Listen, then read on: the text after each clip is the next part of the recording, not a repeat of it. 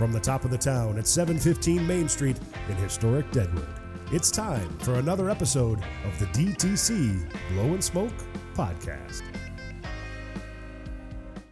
Hello and welcome to episode number 53 of the Deadwood Tobacco Company Blow and Smoke Podcast. It seems like we haven't done one of these in a while. You can't tell the difference because we are professionals, right, Bill? Highly professional, on time and ready. Yes, indeed. Joining me today, as always, behind the board, mixing and mastering, is Ethan, the preacher.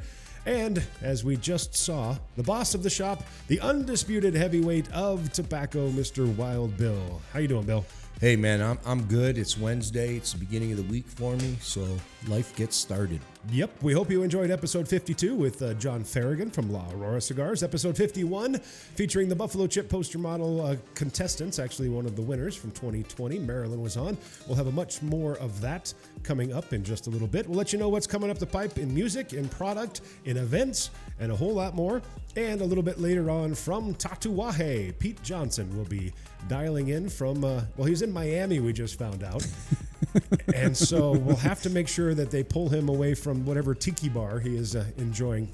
I'm assuming Pete drinks because he's a wine connoisseur, right? Yeah, he drinks and he plays the guitar, so that's sure what he's doing. Perfect. He's doing nothing with cigars, actually. Maybe he's on vacation. That's why he's not called us yet. He'll be on soon. But first, let's start where we always start. Mr. Wild Bill, you are up. What are you smoking today? You know, I thought today would have been a good pick to pick this particular surrogate called the Tramp Stamp, and I was going to have a good friend of ours, Pete, talk about what the Tramp Stamp is and why it's called the Tramp Stamp. I hope it's because he has a lot of tattoos and he's a tramp stamp. You hope that's the reason? Yeah, that's got to be. Very well could be. Yeah, we're going to say it is. Perfect. And Ethan, what did you choose? I've got the Cabaguan Guapos 46 Maduro. Very nice. Yep. That was featured in our Maduro pack we did about 6 months ago. Mm-hmm. Very popular stick. Mm-hmm. I went on the lighter side. If you haven't noticed the theme yet, you will. This is the Tatuaje Monopole, the Robusto, Connecticut. Nice and smooth because we've got a shop meeting after this, and I don't want to smoke too many heavy cigars. I'll lose my wits. Just how it sometimes goes. The meeting will be good. Yes, your wits will be dancing. Well, Bill, we have a product arriving, which we are very, very happy about. The first couple I want to ask you about, there's some product in the humidor that we haven't had before, at least since I've been here. And we talk a lot about our relationships and the relationships you have with the different manufacturers and distributors and the reason why you choose the cigars you choose to be in the humidor. But now we have opened it up. We have the Cohiba Red Dot Churchill and a couple of different sizes in Macanudo in. What made you decide to add those to the already big humidor here? Like you said, Randy, relationships. And I build relationships over 20 years. So if I have a relationship with somebody, say like Sam from Ashton, mm-hmm. who does a great job by the store and understands the philosophy of the store, I'm going to follow him where he goes because he understands what we want and what we're doing for us here at Deadwood Tobacco. So Sam went to General Cigar. So I simply asked, hey, can we get terms and I'll bring in your product? And Sam was able to negotiate that, and Sam will be able to come up for an event as well, even though Deadwood Tobacco is not his territory, because that's how relationships go. Now, Sam's I remember the first time that he came in. Oh, yeah. And you were like, listen, I'm not going to buy anything today. And it was just a basic interview. You're like, dude, I've been in the industry a long time. I just want to hear your heart, hear where you're coming from. Yada, yada, yada. I'm like, man, this is not the usual rep, right? Introduction and meeting. No, it took him 3 times before I gave him an order because I didn't want him to come at me with Ashton's brands when I already knew them from working there. So I just wanted to learn who he was to see if he could fit the team and do what we needed to do during big events. Or would he be lackadaisical and lazy and just have me buy the product and then... And he stepped up and knocked it out. Oh, he stepped up big time. Yeah. That's why we're now with General Cigar, bringing in some of their sweet-flavored CAO brands, Havana Honey. We're going to expand the Macanudo and the Cohiba lines. And but even it was going that guy. slow. I mean, we didn't carry Ashton for years. No. You had a whole wall of them. Yep. And Sam brought them back, and big and bad. Yeah, that's why we're with Sam at General. Yeah. And as you mentioned, coming with General, you get the CAO flavors, which we've had some requests for, the Havana Honeys, Eileen's Dream, which is kind of an Irish cream essence cigar. We've got those in cigarillos. We also have them in kind of petite Corona tubos as well. And by the way, the Eileen's Dream is white chocolate truffle with Irish cream. Mm-hmm. When I had one, which I did a long time ago in the shop, the Irish cream came through. I like it because you get a little bit of the alcohol forwardness, and it's real smooth and creamy. Just another option for you folks out there who are fans of the aromatic cigars. And did you know Eileen was the daughter of Cano at CAO? That's why it's called Eileen's Dream. I did not know that. I thought he was a big fan of Dexy's Midnight Runners. I don't know who those are. Oh, come on, Eileen. Oh, that I do, but my name's not Eileen. There you go. Perfect. Okay. We also have restocked a number of our other lines that you have become familiar with when you come and visit the shop. The Family Reserves from Padron, we've got a number of those back in. And only a few 5-packs remain of the Double Sweet. That is the Candela wrapped crisp apple, a little bit of brandy notes that we feature for St. Patrick's Day. And I guarantee those suckers will be gone here pretty soon. So if you're interested, you can hop online, grab yourself a 5-pack, or come on in the store, even better, and we'll tell you all about it. Since you brought it up and brought the 5-packs up, I'm going to talk about the Asylum 867 and why some people can't find a particular size or cigar. Hold on. We have a professional phone call coming in. Let's take it. This ought to be fun. All right, let's take it. Hey, Todd, you're on live on our podcast. What's up? Sorry, what's that? You broke up there. Do we have Pete coming to the podcast? No, you don't. He's moving offices today. I don't know whether he forgot or thought it was a different day. But Michael finally got a hold of him. And Pete's like, I'm moving offices right now. I have no way to do anything. That's not my problem. Yep, I know. All right. Thanks, Todd. You got it, bud. Bye. Well, you heard it there. Pete Johnson will not be surprising us on this podcast due to a conflict of moving offices. Yes. I think we should demand photographic evidence. I need him in front of a filing cabinet holding a box of paperwork instead of with a guitar out at the beach. Yeah. I want to see him taking live pictures of taking out the trash. Yeah, that would be good. Well, obviously, there's no Pete. We will reschedule with Pete Johnson in a little bit. So when you're watching this, it'll all be fixed. And I can see the steam coming out of Preacher's ears right now. It's like, shit, I got to set all this stuff up again. Pete. You know what? Maybe we can parlay this to our advantage. What do you think Pete can offer as condolences? It's a good question. Oh, I got it. What's that? You do. Let's have Pete make our intro for our podcast since he's a musician. Oh. That would be cool, actually. That is a great idea. All Look, right. we could even collaborate. He could record, and then I could put some drum tracks underneath. I mean, we could I'm fix game. it up. You know, Let's use what we can use. that would seriously like. Fuck making a cigar. Fuck all that. When was the last time that he Strummed a guitar for somebody. and did a public performance? That'd be amazing. There you go. Well, I like the idea quite That's a bit. the way we're going, Pete. So if you see this, we're coming for you. I will contribute either the spoons or the accordion. Which would you rather have? You know, Spoons. Spoons. All right. Well, we'll get that in motion. And who knows, if we act quickly, maybe by the time this airs, we'll have it up and running. So Pete will be joining us a little bit later. That's unfortunate, but shit happens. We'll still welcome him back. Because after all, it's about relationships, and you've known Pete for 20 years. You know, let's talk about let's since our podcast just got blown out of the fucking water. oh man, Let's talk about some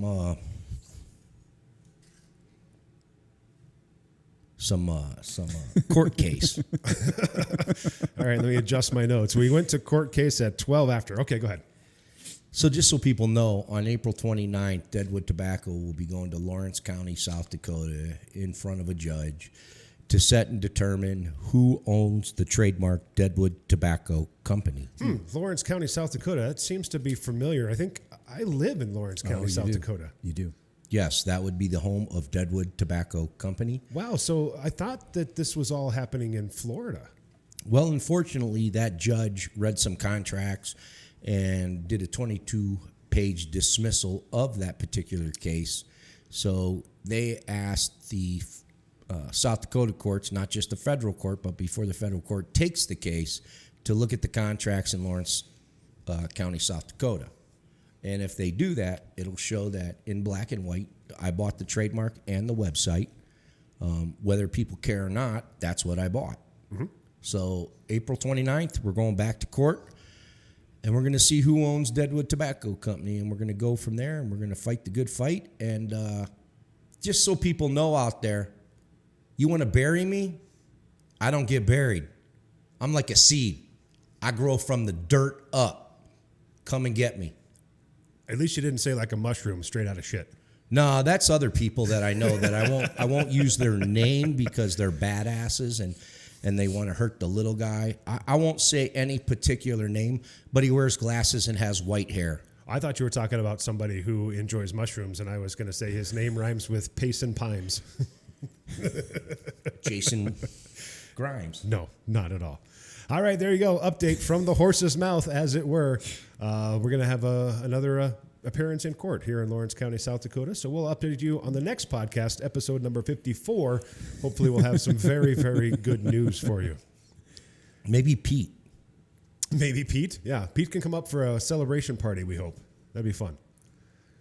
All right, back to our previously scheduled script, because it took me a whole 20 minutes to write this. Coming up, we're going back to our roots. We kind of tamed things down a little bit on the music front for the slow season from January till now. We've had a wonderful group of mostly solo duo acoustic artists from around the region. Great guys and gals coming in here. We want to thank them all, and we'll definitely have them back. But as we get into busy season, we're cranking it up a little bit, and we're going back to our core that Deadwood Tobacco has been known for. We're going to feature the blues a lot for the next few weekends. Included in that would be Randy McAllister and his Hermosa Prairie Dogs. They will be here. Waylon Mendoza and the Hermanos. They will be here as well. And Johnny Hastings and Stillhouse Down. Regional musicians, some of the absolute best players in the hills. So check out the entire thing on all of our socials. It's at Deadwood Tobacco everywhere. Of course, the schedule will be up on our Facebook too and our website and all that fun stuff. So make sure you tune in to that. You know, Waylon Mendoza and the Hermosas make me feel like we should sponsor a tequila and have some chips out there. You know, he but he's not Latin. That's the thing. He is. He is. Yeah, he is a combination of Native American and Mexican. Okay, I'll give you the Latin. Yeah, so there you go. I mean, that's what he tells me, and I have no reason to not believe him. I mean, his name is Waylon Mendoza after all, so there you go.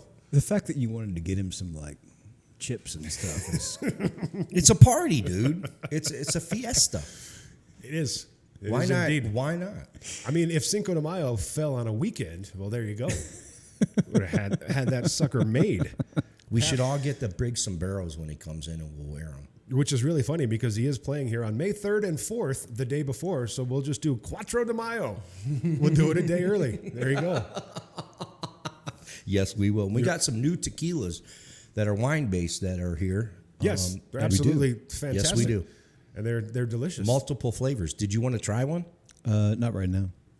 All right, we'll get to Just that. interesting. Hey, I'm going to add it Some to tequilas. episode 54. Yeah, they're pre-mixed margarita drinks, wine-based tequila. Just think if we had like a Mexican bar and then tequilas. That'd be amazing. Hey, you know what we I'm saying? Like a Mexican food bar. That's what I'm saying. Oh, like a taco bar. Dude, Yeah, taco bar. Yeah. I'd be 300 pounds fatter. I mean, it'd be I fantastic. mean, we definitely couldn't do all you can eat because I've seen our customers and One plate per person for $9.95. and myself included, we would be broke. Just so people listening, we are not moving into food. No.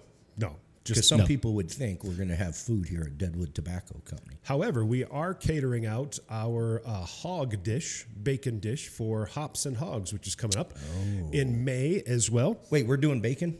Yeah, we have I have enlisted some help to create that dish, so we will let you know when we get closer to that. That is the weekend of May 17th and 18th. Hops and Hogs. We're going to have the VIP location on Saturday and the regular location on Friday, so you can come and sample some great craft beer. And the VIP is the way to go. 16 different craft beers. You can choose any 8 that you want to try. Tim from Global will be here. Last year, that's how we got introduced to a number of the things we carry from different manufacturers and breweries around the Midwest and elsewhere, including Drecker? Well, we will have Drecker. Okay, good. You drink Drecker? I mean, when I had those two, you're like, I don't know if this is just chemicals, but I swear that I'm like Someone like blended a pie and put it in a drink. They Look, did. when they say cheesecake in Holy a beer, cow. I was like, that's disgusting. And then I tried it, and it's like an orange Julius. And I'm It like, is. This is Exactly not right. like that. It's Yep. wrong. It's one of their fruit smoothies. They're known for that, and their big double IPAs. We have those in stock. As of recording time, we have Ectogasm in stock. Which What's the, an ectogasm? the kid calls it ghost cum, but that's what the kid calls it.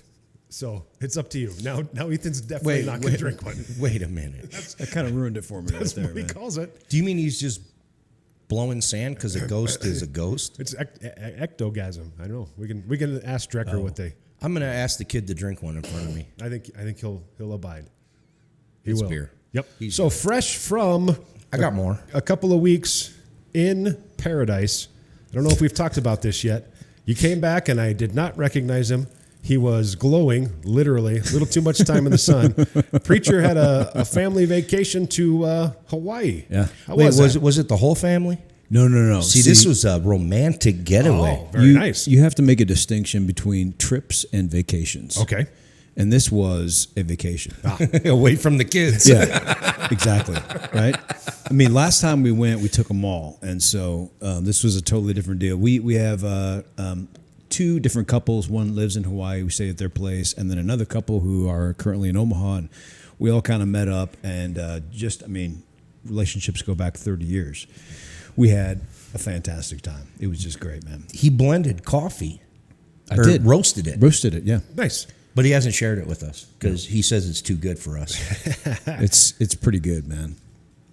Like we don't like coffee here. I can bring some in.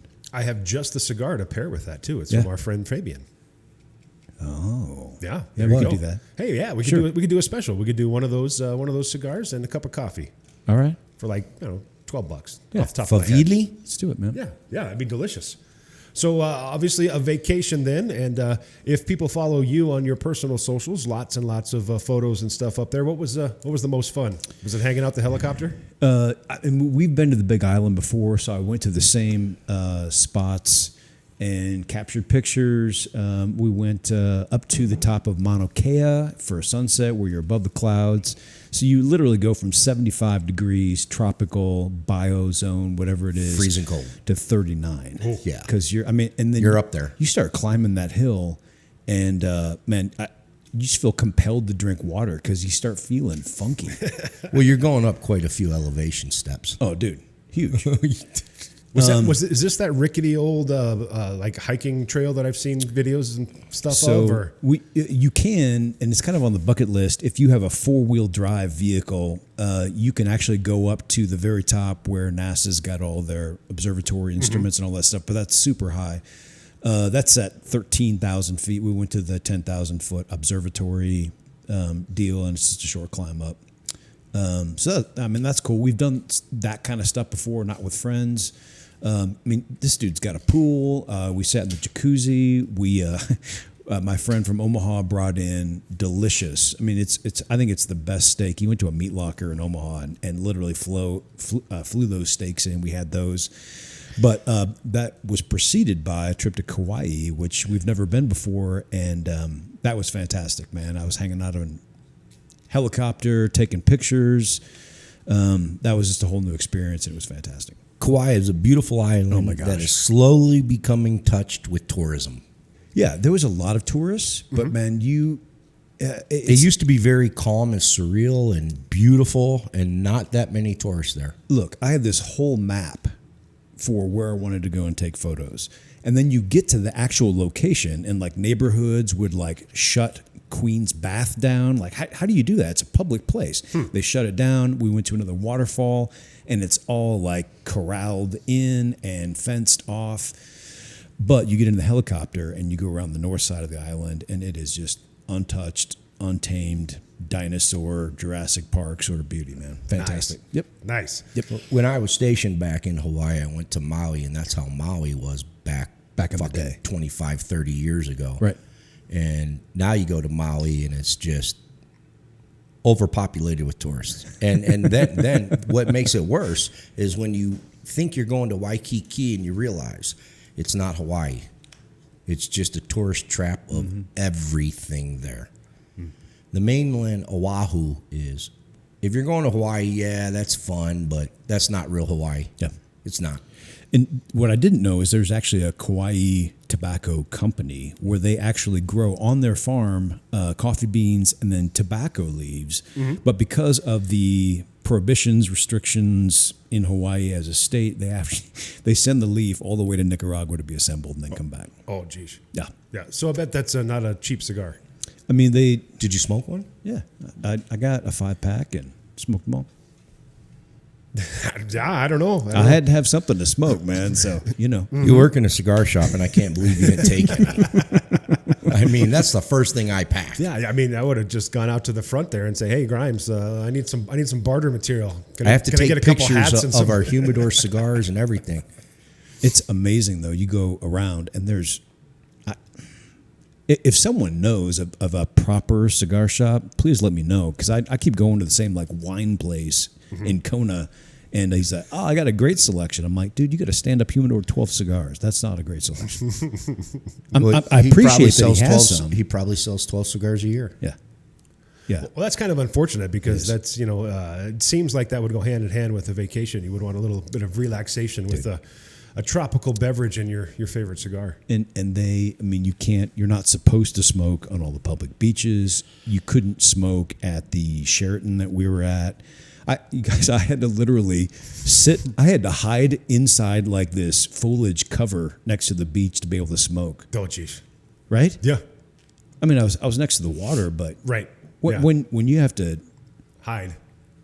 it's Basically. crazy. It's crazy, man. Just crazy. Well, check it out. Was marijuana freely smoked there? I did catch Quite a few people. Yeah. That's amazing that you can smoke an agricultural product, but you can't smoke an Oh, agricultural they're hitting their pens product. up on the beach, yeah, but they don't want me to light up. It's too bad. Yep. Maybe you should make real good tobacco into a vape. Maybe. Worth a try. We'll give it a shot. That'd Called be weird, the though. DTC Wake and Bake.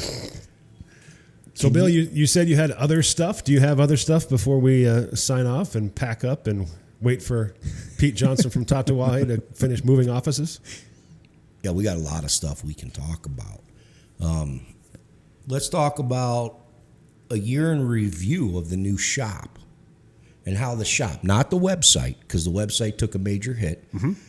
Let's talk about what the shop has done over the last 12, 13 months, moving into a new location. Okay.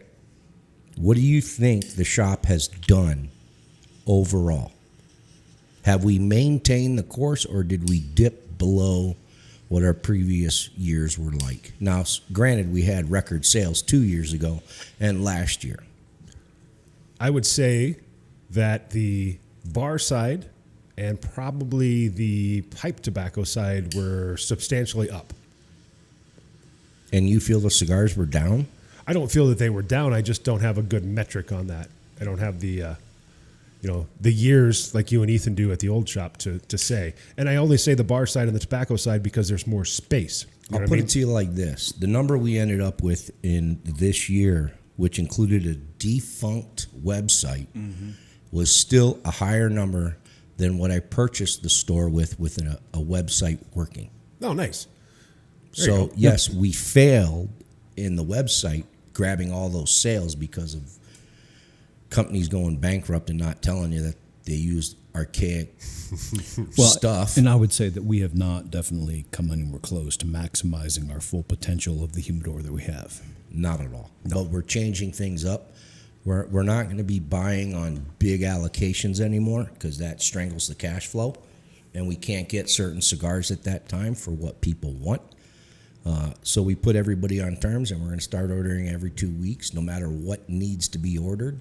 And instead of waiting, we're going to have it, and we're going to buy what flows, and what doesn't flow doesn't get bought. It's the basics of business. It is.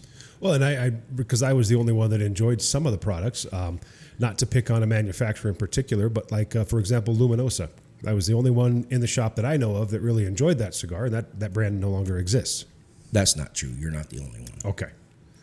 That was one of them I liked. Yeah. Yep. But as we decreased them, I had to stop smoking them so other people could enjoy them. Yes. And to supplement, as we talked about, or to increase, as Ethan said, adding those general products will be a nice change for people. And I've noticed in the last year of being here that oftentimes you'll find a beginner or an intermediate smoker, probably just getting into the traditional realm, that only knows those heritage names like Macanudo and Romeo and Juliet and Cohiba. And not that we don't have great alternatives, very similar products that we can have them give a try to, but now we'll have those products that they specifically are coming in to look for. Yeah, and we'll keep selling traditional over the steeped product inventory. Yep. We'll still have it, though. So if that's what you're looking for, well, yeah, by all means, come on in. We'll get you hooked up. Amen. All right. And now, Pete Johnson. Just kidding.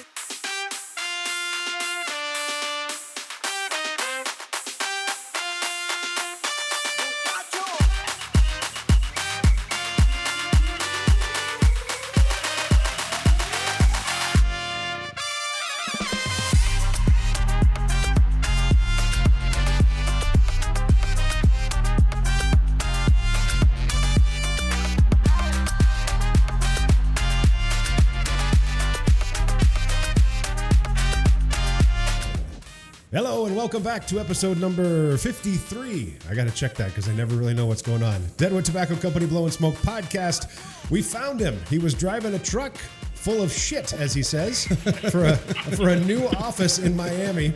Missed him the other day and very happy he had some time to join us today.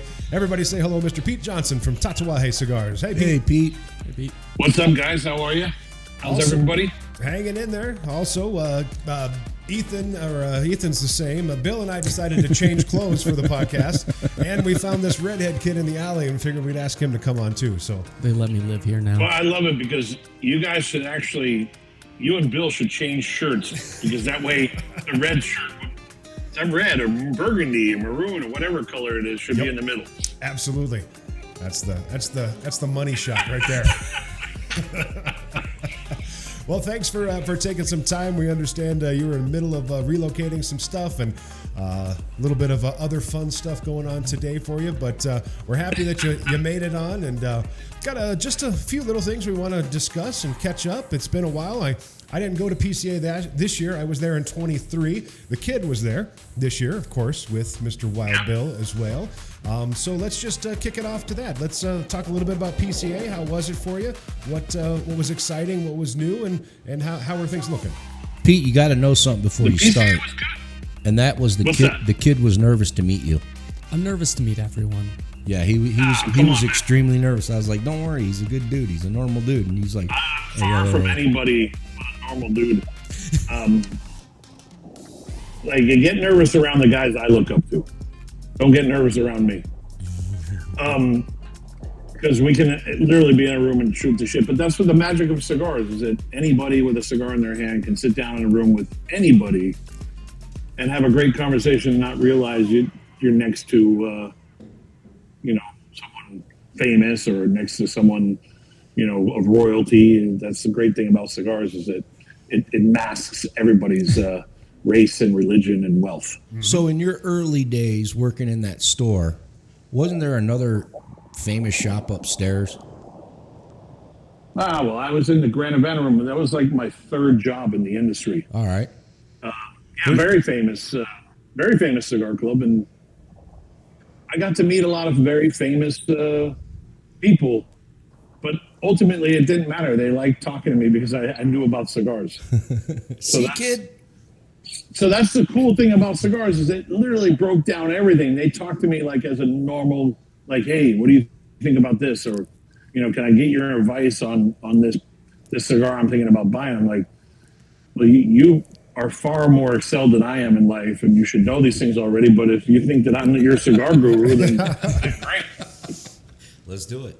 No, so like one of my favorite stories of that was I became best friends with the movie director of Tombstone. And because we all, like, I don't know, it was one of those things that he wanted some cigars and I happened to get those cigars for him. And then one day I asked him, I said, hey, Mr. Cosmatos, what do you think of those cigars? And he goes, who the fuck are you? And I said, and I knew he liked the word cocksucker, so I hope I don't offend anybody. I said, I'm the cocksucker that found you. I found you those cigars. And he goes, you and I are going to be friends. And we ended up becoming best friends. To the point where, you know, George was a saint and just one of those guys. He passed away many years ago. But George was that very giving person. And he ended up giving me the gun from Tombstone. Oh, wow. Wow. Jeez. So I actually have the Peacemaker that Kurt Russell used in the movie. That's pretty amazing. So it's like, and it's like he just wanted to, he actually did it on purpose. So he's like, get this out of here. I don't want it in my apartment. Like he was afraid that someone would come and put a bullet in it and use it. Did you? No, I've never. Yeah, it's got a long tale of the history of that gun though, because the gunsmith on the movie Tombstone is this guy named Fel Reed. And Fel and I became friends because he's a friend of another buddy of mine, and I wanted to get the gun documented after George had passed away. Well, Fel's daughter was the gunsmith on the movie that Alec Baldwin shot the director. Is she the one that just got busted? Like 18 months or something? I don't know how long she got sentenced for, but it's a sad story because Fel is like he's the god when it comes to being a gunny on a film. Like, so I don't think his daughter would do anything different than her father. But I said that's where the sad part starts in the whole thing. So let's just cut all that. Let's start talking about cigars. So you mentioned that cigars are a common denominator, and you said cuts through race, religion, economic status.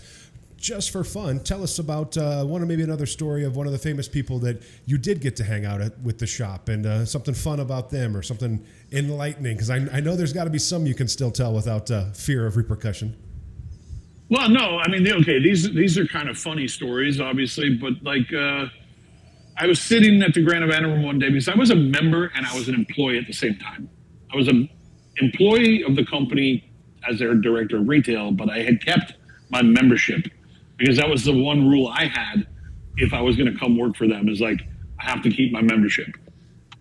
So I was sitting with my buddy Brian, and he was friends with, we were all kind of friendly enough to say hi to people.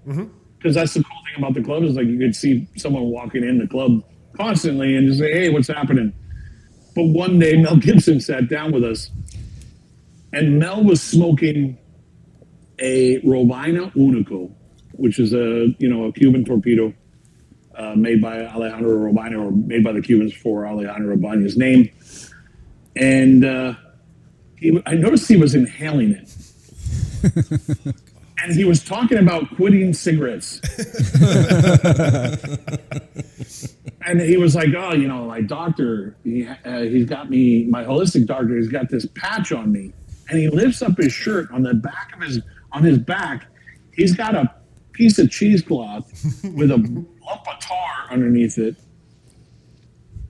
And it was a nicotine patch, like a holistic nicotine patch.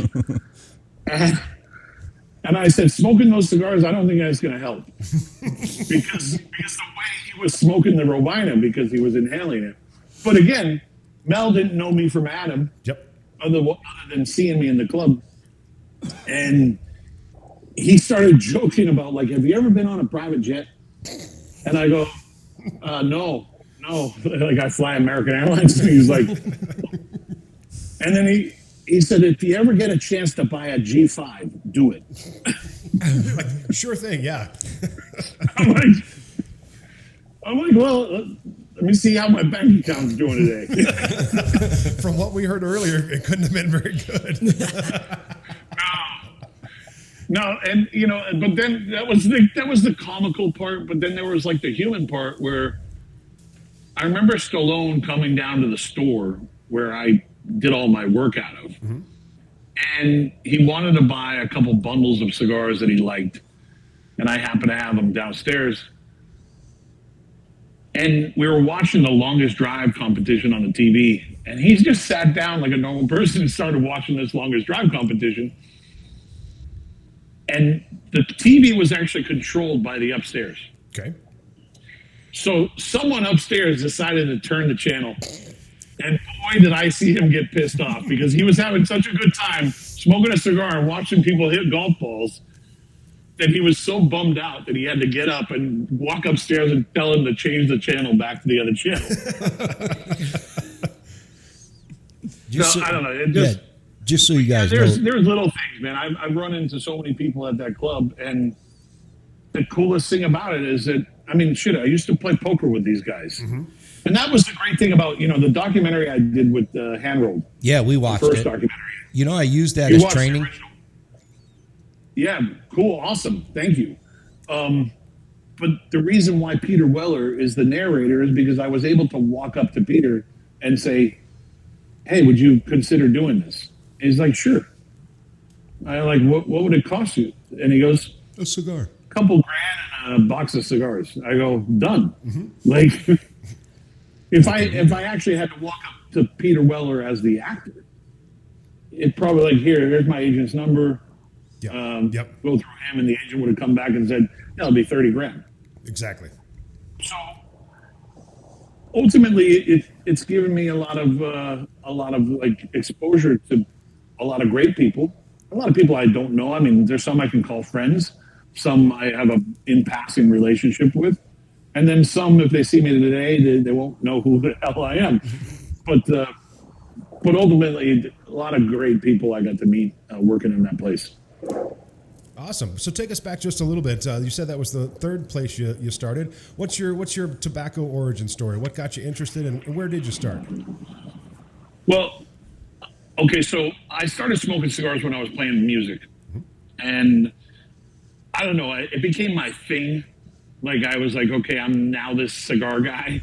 And I would take a little cigar kit with me to a show, and I would put it up on top of my amp, and I would have my cutter and my lighter, and I'd open up the little cigar box, and I would light up the cigar as I was playing. Mm-hmm. And it became kind of like my thing. And I would go to band meetings, smoking a cigar. So my bandmates were like, dude, really? You got to smoke that? Eventually the singer of the band became a cigar smoker too. Not as much as me, obviously. But yeah, it all started from that. And then the band breaks up, and I need a job. And I'm really going into cigar stores all the time. And one day, I'm working as a bouncer / assistant manager in a strip club. Of course. Of all places. And I'm not a big guy. I'm like a flat 6 foot, and I'm much bigger now than I was when I was a kid, coming out of the music where I was, 145 pounds soaking wet. But I remember getting a buddy of mine that I was going to see at this one cigar store. He shows up at that club one day. He goes, I'm not here to see the girls. I'm here to talk to you. And I go, what are you here for? He goes, well, I noticed you're interested in cigars. You mind coming in to like work on Sundays for us?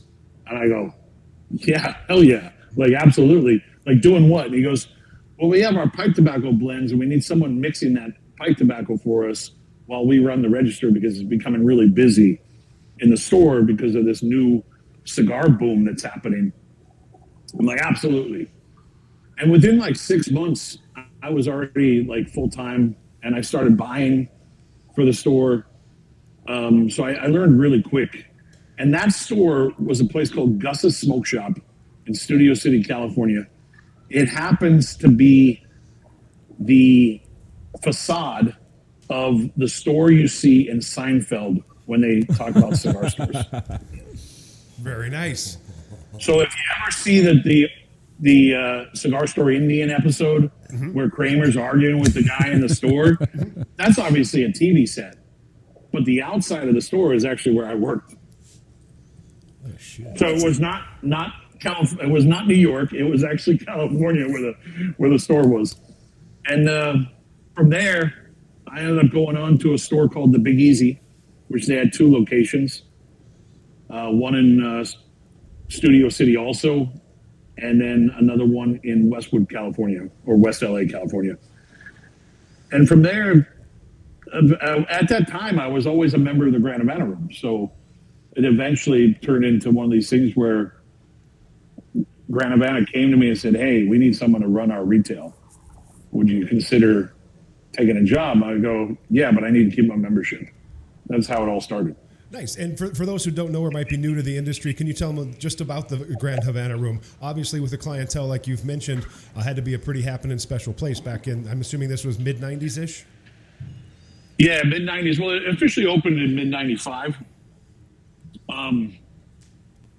Yeah, it was just one of those places. It was like the cigar club to the stars. And some people would say it was kind of snobby, but they let me in. So it can't be that snobby. I went up there once. It wasn't elitist in any way. It's just a cigar club. It's just a place for people to go and smoke cigars and have some drinks and have food. Once you got upstairs, you might think it was one of those places that was so snobby because you couldn't get through the door, that type of thing. Because it is a private members club. But as soon as you got through the door, you realize, wow, this is kind of just casual. I didn't expect it to be this casual. And that's what I love about cigars. It breaks down everything. It absolutely breaks down anything. I mean, yeah, in New York, when they had the New York location, if you went in, they wanted you to wear nice shoes and they wanted you to wear like a jacket or a collared shirt at least. They bend those rules a few times. I remember they bent them for 50 Cent and Eminem. Yep. That was in New York. Beverly Hills had a very casual thing. I think there's no baseball caps after 5 p.m. Ah, shit, I'm out. And no computers in the lounge after 5 p.m. also. And then they bent the rules for me one night because I was at a very formal dinner wearing a tuxedo or a black tie dinner, and a friend of mine at the dinner table was talking with his hands and hit the wine glass in front of him, which carried over 3 people and hit me dead in my white shirt. So I would end up going to this thing called the Night to Remember for Cigar Aficionado wearing a white T-shirt. Very nice. Yeah. Kid, what do you have? So, What do I have? Yep. Come on, kid. I'm curious, what's your favorite cigar in your portfolio? Like, what's your go-to? yeah, I have one that I know I'll tell you that if I got stuck on a desert island, that's the one I take with me for sure, and that's the Havana Cazadores that I make here in Miami. That size just means a lot to me. It was kind of like the basis to everything for me. Okay. 6 3/8 by 43. I think it's a very elegant size cigar, very gentlemanly cigar, but it's got a lot of good power without being overly powerful, which is great. Hey, kid, what's your Good favorite balance. tatuaje? I recently got to have that 10th anniversary, and I've quickly fallen in love with it. And when I say recently, I mean within a week. I had it, and I was like, okay, I need more of this. Well, I mean, like that's again that cigar for me is absolutely great. For the Cazador, the Havana Cazador, for me, it's just that one moment. It's absolutely perfect. But if they gave me like that here, you can only pick what's in front of you right now. And I didn't have that one. I'd have to scramble and find any one of mine because ultimately I always say that the best cigar is the one in your hand. It doesn't have to be mine. It doesn't have to be, anybody else's. It just whatever you're smoking. If you think that's good, that's what matters. Because ultimately we all have our own palates. We all have our own individual taste. And I can tell you I hope you smoke my product, but I can't tell you, you're going to love it. No, sometimes your product slaps me upside the head when I wasn't ready for it. I had a retailer today text me and say, dude, this little Coho New Series L is kicking my ass. and it carries the punch. I mean, it does. So it ultimately it's really personal, and we're all going to have our own. That's why people always ask me, "Can you give me some tasting notes on cigars?" I'm like, tobacco. Like, what do you want me to tell you? Like, you want me to tell you you're going to find chocolate, nuts, and spices? I mean, I think a lot of people want to hear that stuff, but ultimately, you have to find those flavors yourself. Like, I found leather one day and I about shit myself. Like, oh my God, I just tasted leather. This was obviously a long time ago, but it was one of those moments that was like an epiphany moment. Like, holy crap, I finally tasted that leather people kept on talking about. And it could have been that I was driving in a car in leather seats. I have no idea. Sure, yeah, and that does, obviously with our bar here at the Tobacco Company, we've got wine and beer selection, probably the best in town. So obviously that's going to change how that guitar. Yeah, that's what I'm thinking about the music again. Yeah. Me too. How the cigar will affect your palate. So it makes perfect sense. Yeah. On a different note, we have had the pleasure of having a number of the heavy hitters in the cigar industry on the podcast, mostly because of Mr. Wild Bill. So I know you guys have about a 20-year history. You want to tell us how that all started for you? Yeah, Bill, you'll have to remind me of the name of the store. Cigar Affair. Cigar Affair in Maumee, right? Yeah. Yeah. Is that how you pronounce it? Mommy. Think about an Indian lady carrying her baby across a bridge, and the baby fell and said, "Mommy." There you go. Oh, damn, that's horrible. Well, that's the trick. That's really horrible. I know. Yeah, Bill and I met originally through there, but then he went on to, work with one of my biggest mentors in the business, which is Manny Ferrero. Yeah. From Ashton. That was my mentor. Manny's one of those guys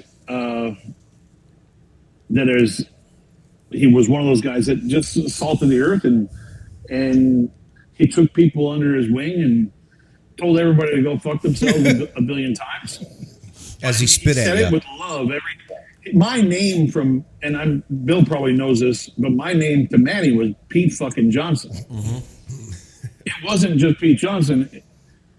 Manny was one of those guys. I think what killed me one day was Manny came up to me at the Ashton dinner, because I always got invited to the Ashton dinner. I've been around the industry for a long time, and I've always been very welcomed from other companies to go to their private dinners. And even when I had my own brand, people still invited me to their parties, which I was like, oh, that's awesome. That, like, normally, there might be some sense of like, well, we shouldn't have them around anymore, but everybody was really cool. Manny actually told me one day that he wanted to try to get Robbie to buy my company. Yes. And that kind of threw me back a little bit, because I was like, well, he believes in me. That was really cool. Yep. Manny was awesome. Yeah, he was the best. Sadly, we lost Manny several years ago, and I don't think the industry has really been the same since. He was that guy for a lot of people. There's a select few people in this industry that I can say when they moved on, they carried a lot of weight for a lot of us younger guys in the industry, and now we're old. But that was like one of those moments that like a piece of the industry disappeared. Yeah. Now I'm sad. Yeah. Nah, he was great, man. Manny was the best. Yeah, it was funny when, like, I had a customer come into the shop back then, and he brings out Cigar Aficionado. He's like, "What the hell is this American-made cigar?" I'm like, "I never heard of it." So we called Cigar Aficionado and said, "Who is this?" They said it's Savannah Sellers. I was like, "You got a number?" I called him, and he answers the phone, and I'm like, "We're a cigar store in Maumee, Ohio. We saw your ad. We just want to see what your cigars are, so if you can send them to us with the price list." We got the whole brown label. We smoked it, and the owner was like, "Well, these are going to be too expensive." And then the customer's like, "Well, I'll buy a box as soon as they get here." and then we ordered them. Nice. Yeah, and back then it was like really tough for me to send samples You didn't because have I was any. looking at everything was like really expensive to do. Like, yeah, I'm not even paying myself yet. You want me to send some samples? Yeah, I mean that's I don't envy. Is that our Oh, kid? that's a good That's our song. Little jam session. Who is it? Who is it? I don't know. It's not me. All right. My phone's on me. Because I lived through it. It's definitely not me. It's not me. 'Cause I That's right. disconnected We've from got- my Bluetooth. We've got the 4 cameras going in here that are phones. So at one of those, we'll find the culprit. Yeah, back to the whole thing is I don't envy new people starting brands because I understand what they're going through because it's not easy. It's not an easy job to do. At first, you wonder if anybody's going to even want to buy it, and so I always tell everybody that wants advice from me about starting their own brand. Don't. Well, I say if you really want to do it, don't make it for others. Make it for yourself. Because ultimately, what's going to happen if no one trusts your palate and no one cares to try your wares, you're going to be stuck smoking them all. So they better be fucking good to you. and that's how I live every cigar. Every cigar is made for us to smoke. We all go, like now that I even have help with my brother and my buddy Dan, and we go into new projects, we kind of get a consensus, like, are we all happy with this? And there's the occasion that I'm unhappy and I just don't release it. And that's happened a couple times. But I also want everybody to be happy because we ultimately have to smoke them if no one wants them.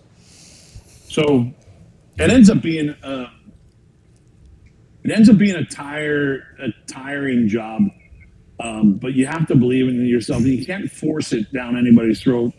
And if you really believe in it, eventually people will show up and eventually ask for it. So I was never good about making cold calls with people. So I didn't. And I waited for people to actually call me.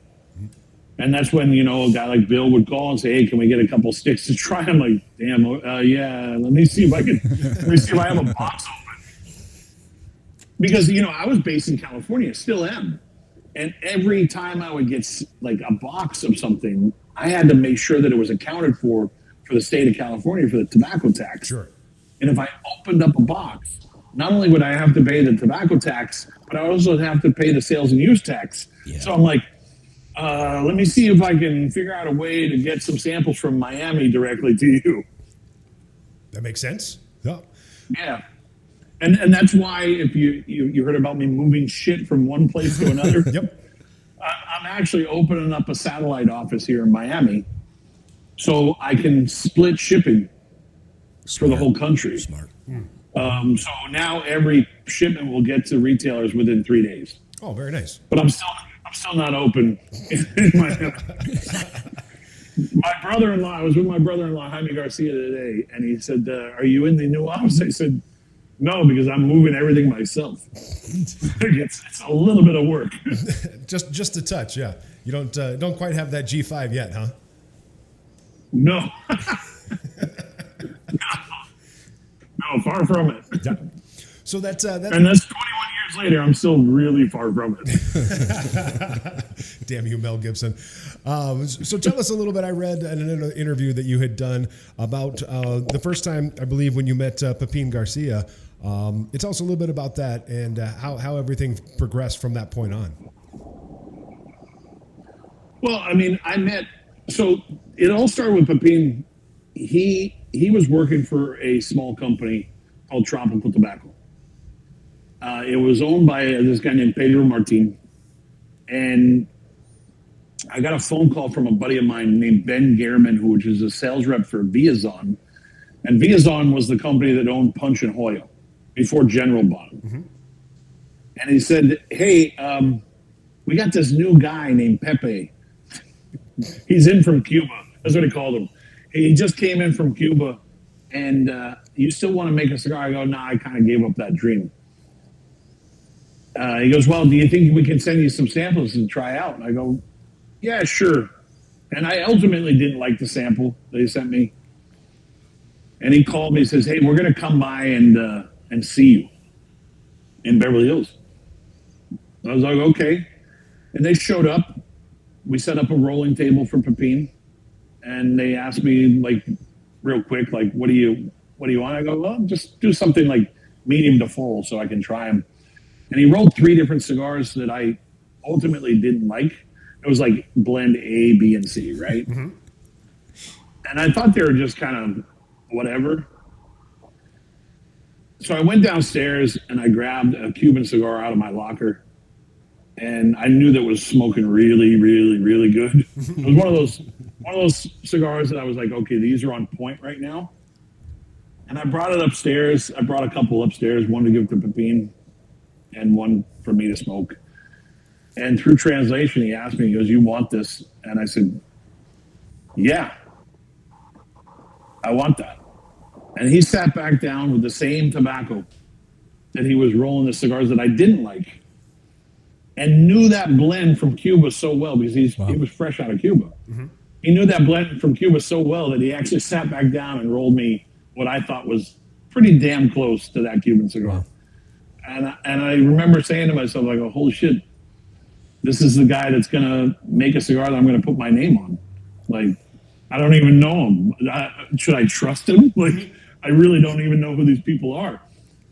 And I remember, going home, realizing that, shit, I don't even know how to open up my own business.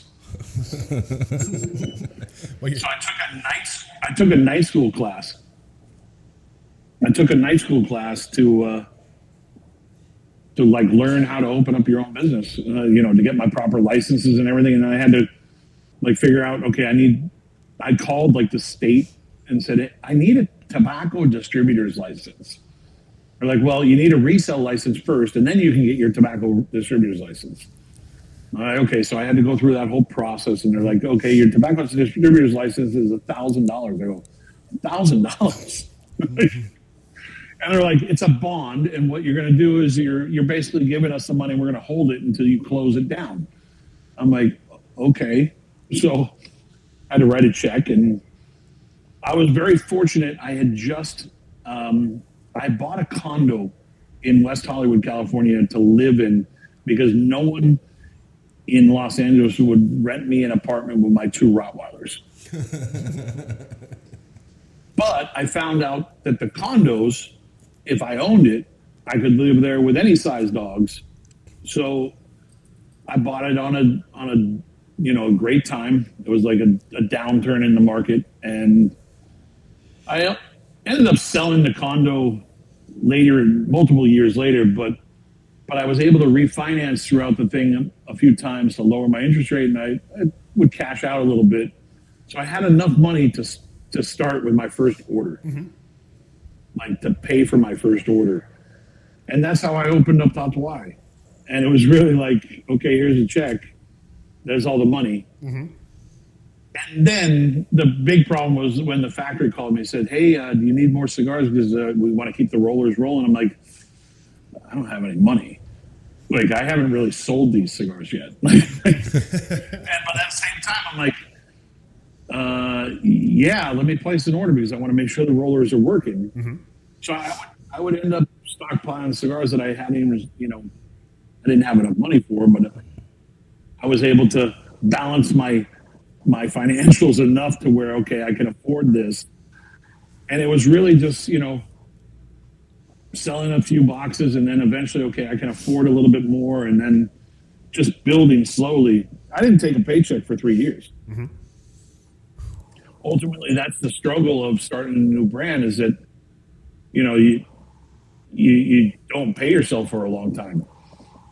Especially when I started the brand, which was in 2003, no one was starting new brands. Right.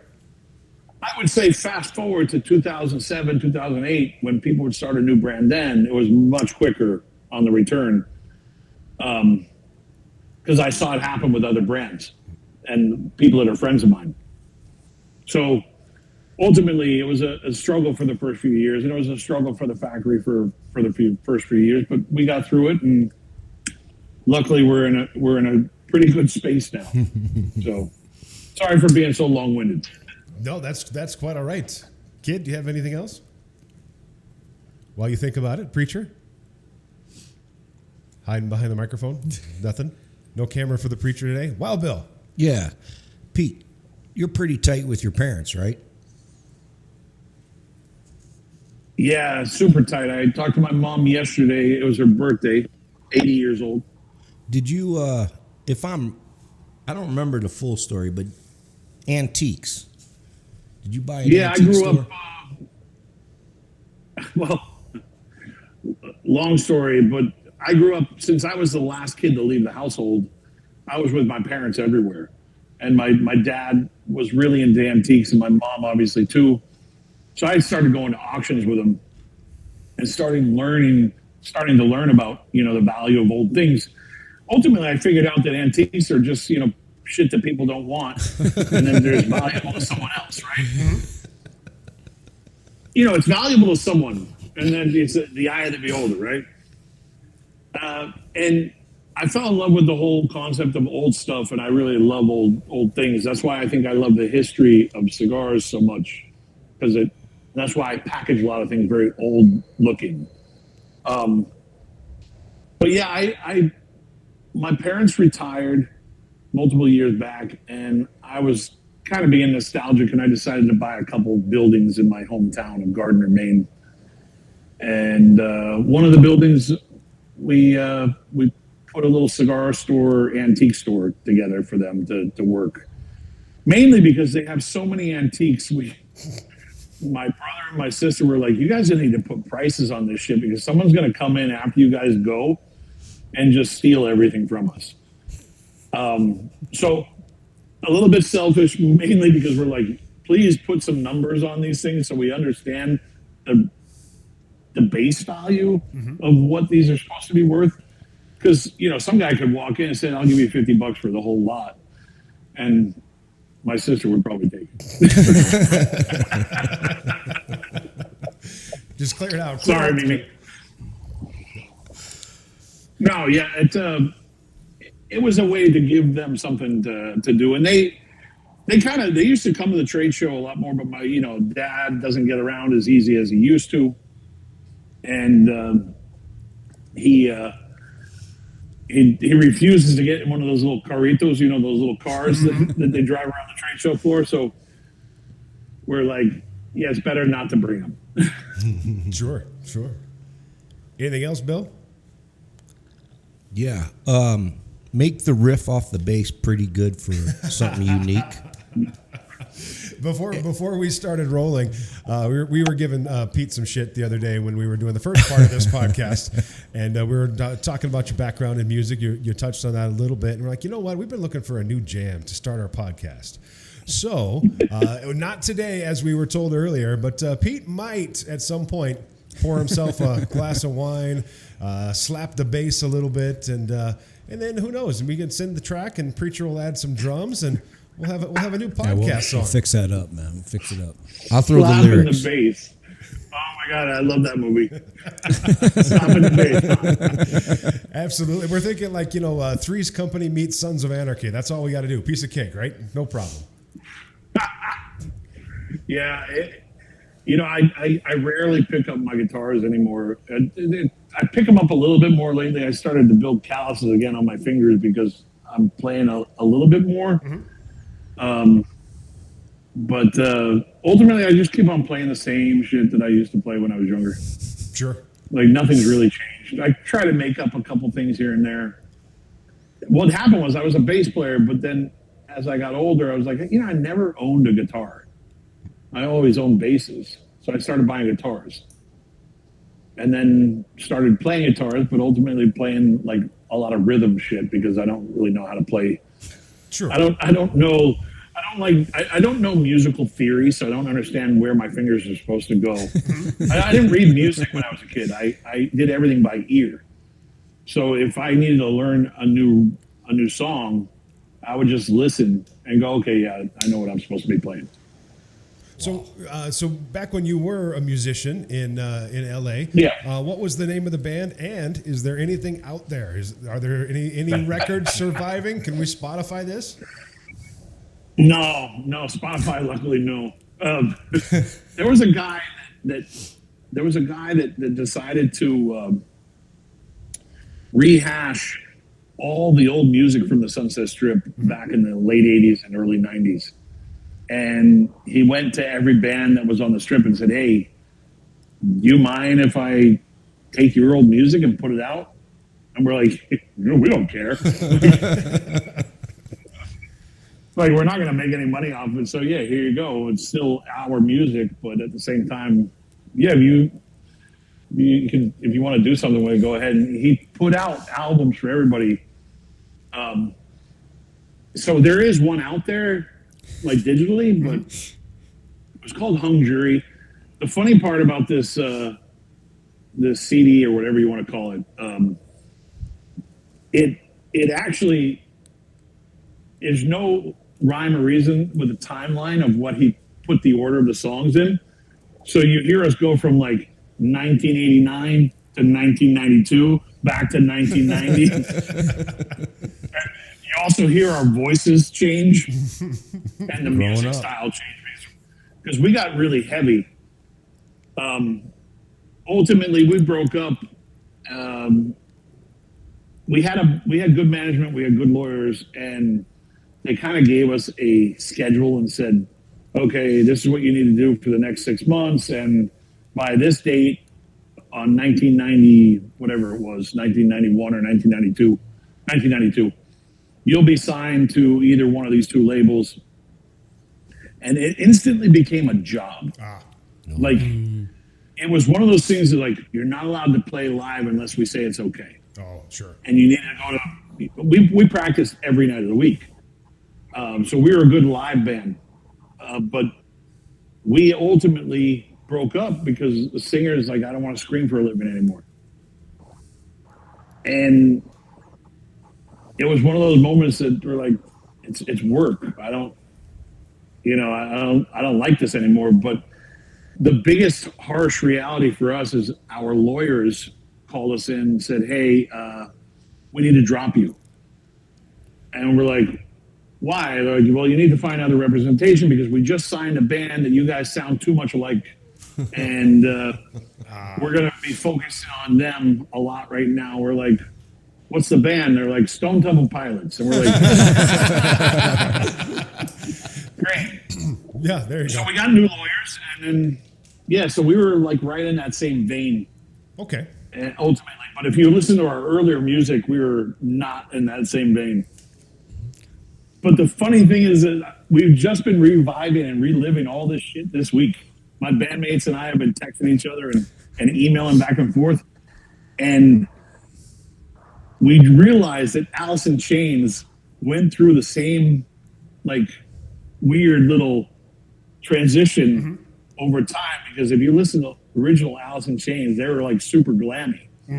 Yep.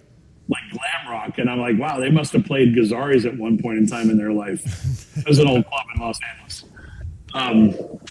But anyway, it was the first time I ever saw Alice in Chains was at a club called English Acid in Los Angeles, and it was just some band that was playing in the middle of the room, and they were called the Butt Nuggets. And come to find out, the Butt Nuggets, they had that incognito name because the album had not been dropped yet. Gotcha. And they were kind of going out to play shows, like to be incognito. We ended up going, we got invited to go see Extreme being opened up by this band called Alice in Chains. And we're like, let's go early to see the opening act because we don't know who they are. And I walked in, I looked at my bandmates, I go, holy shit, it's the Butt Nuggets. So did you travel in that West Hollywood circuit with the Roxy and the Rainbow and the Troubadour and all that? Yeah, we did all that. We headlined every place. We actually got signed to Budweiser out of the Troubadour one day. This is how small the world is. There was like a battle of bands that Budweiser held independently. They invited like the top Sunset Strip bands to come in, and we won. Like, well, we got the Budweiser contract, and then someone got a Bud Light contract, and another group got like one of the other ones. I can't remember what it was. And it was kind of cool. We got like money, and they made posters and flyers for us, and they'd make sure that somehow beer was sent up to our dressing room, even though that was illegal. They weren't allowed to do that. But one of the bands that we beat, my half sister ended up marrying the guitar player. Oh wow! That's how small the world is. Yep. Like, and that's how the cigar industry is. Though it's very incestuous in a way. Like the people that mingle through your life in the cigar industry, you're like, you didn't realize that you knew them in a past life somewhere somehow, and hence the 20-year relationship that I had with Bill. Yep, absolutely. Well, we weren't going to keep you unless you fellas have anything else for Pete. No, I'm good. You might have another truckload of shit to move to the new office, perhaps. You're calling it a night, going to go relax, watch a little no stopping for stopping on the FS1. Well, yeah, the rain hit him this morning, so he's not in pole for the sprint. But yeah, everybody knows we're talking about Formula One, and I will be up somewhere at around tonight it's at 11 p.m. I think is the sprint, and then at 3 a.m. is the qualifying for the race, and then tomorrow I actually have to get on a plane for 12 and a half hours in Charleston, South Carolina. Very good. Hopefully it's a fun trip. It's a charity event. Very good. So I'm going. Is this live? Nope, live to tape. We can cut anything out. Okay, good, because the lucky part is that it's a surprise. They don't know I'm going. We'll make sure to keep that out. This is going to come out. It's tomorrow, so it doesn't matter. Oh, all right, perfect. Well, by the time this airs, you had a wonderful time, and thanks for supporting a wonderful charity. and you heard it here first. PCA 2025, the reunion of hung jury. Yeah, and by the way, we didn't talk anything about PCA 2024, so 2024. That's quite all right. Yeah. So, but I mean, ultimately, I think I like the casual conversation more, and Perfect. people actually understand a little bit more about me and not just me trying to sell you a cigar. Absolutely. So thanks for the conversation. Absolutely, Pete. It's our pleasure, and thanks for sharing the stories with us. Of course, you can always check out Deadwood Tobacco, 715 Main Street in the Humidor. You'll find a wide selection of Tatuaje currently, and we'll be looking forward to new products and such. And Kid, you don't have to be scared of Pete anymore, right? Yeah, I'm not scared anymore. And Bill's not really scared of anybody. No. All right. Well, thanks very much for hanging out. That's going to do it for episode number 53, Deadwood Tobacco Company Blow and Smoke Podcast. That's Ethan behind the board, mixing and mastering, the preacher, the Kid, Jakin, in charge of our hard goods, and, of course, the boss of the shop, Mr. Wild Bill. My name is iCandy Randy. Thanks for spending some time with us. We'll be back in a couple of weeks with episode number 54. We'll tell you what's on it when we figure the fuck out. So, who knows? Yeah. Thanks again, Pete, and we'll talk soon. See you, Pete. Thank you. Thanks, guys. Appreciate Take care.